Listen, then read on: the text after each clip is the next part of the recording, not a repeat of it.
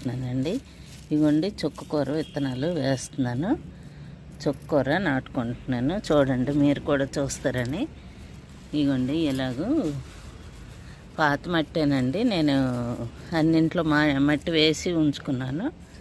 ఇగోండి ఇలా చిన్న బాగా గుల్లగా మట్టి చేసాను. ఇలా వేసి మట్టి వేసి కప్పేస్తున్నాను. ఇదిగోండి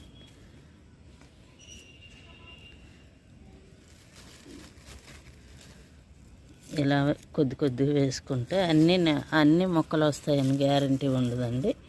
కొన్ని వేస్ట్ అయిపోయినా కొన్నేమో మొక్కలు వస్తాయి కదా, అందుకని నేను కొద్దిగా ఒత్తుగానే వేసుకుంటున్నాను.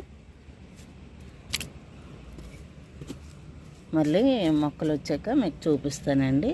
ఇగోండి ఏవైనా ఆకుకూర విత్తనాలు